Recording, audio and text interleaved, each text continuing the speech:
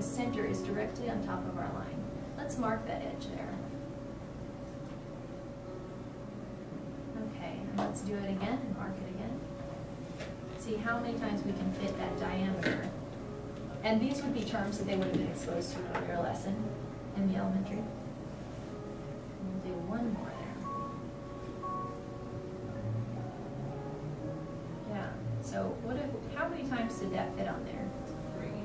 Three. So we got 1, 2, 3. There's actually a little more, isn't there? Let's do another. They may look around and try it on plates and different things that they find in their environment. And they may spend, you know, an hour doing that. They may do this for quite a while. And after they've done this, I would come back and talk to them and say, you know, it seems like every time you do this, there's always 3 diameters and then a little more. And you know that people discovered that a long time ago, like in the year 1650 BC, very long ago.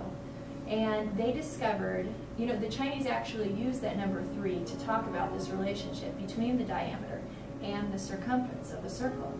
But it was the Greeks who really put a name to it. They named it after one of their letters, pi. I'll show you how we write that. We write it like this, but their letter actually looked like this. And they tested it over and over again, and they found that this was true for every circle that there was. And you found in your exploration of this that that's true for every circle you've found too. And in fact, the exact number is 3.14.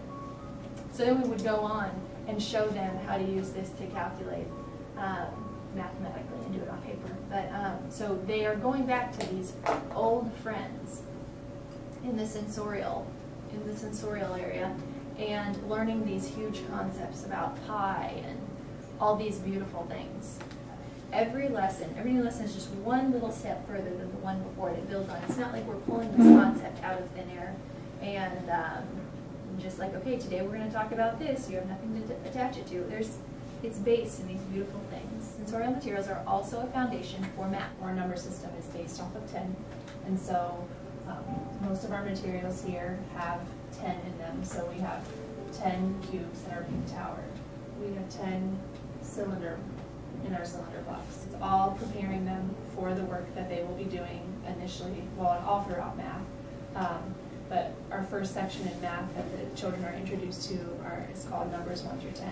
And so they are indirectly preparing them for 10. They're seeing it, they're feeling it, they come to a deep understanding of it. So the binomial cube is one of my favorites. And as we present it in the primary, it's just a puzzle. So Christy's going to go ahead and present that, and then I'll show where we pick up from there in the elementary.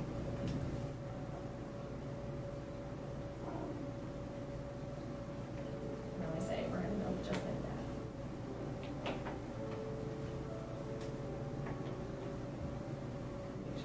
And they get the opportunity to do it on their own. So right now it's just a puzzle at this age. In the elementary, in my elementary student teaching, I was so blessed as to be able to give one of these lessons. And when I started pulling these out, the kids were like, I remember this! And I was working with like 9, 10, 11-year-olds. They're like, this is from the children's house. I totally remember this. I might talk to a child who's already had some experience in the elementary with multiplying the order of operations. They would have already done things like multiplying 5 plus 3 times 6 plus 2. So this is not like we sit down and we start here. You're kind of jumping in the middle of the sequence. So I might say to them something like, we'll call this length right here A. And this length, we'll just call it B. So here we have a square. So this one will be A squared. And again, this is building on some other lessons that they've had, some other impressions, starting with like some of your kids have been doing the bead cabinet and things like that. So they're seeing that a square of a number is taking that number times itself. Okay, so here we've got A squared. Now here we've got the length of B, and this side is A. We've got a rectangle. You know we call that AB. And how about this one? That one is also AB. And then here we've got another square, and what would we call that one? B squared. Yeah. But what if we were going to take this square of A plus B and we were going to multiply it by itself again to make the cube of A plus B? Let's write that out and see what that would look like here. Okay, so we've got a squared plus ab. We've got two of those ab's. And then we've also got b squared.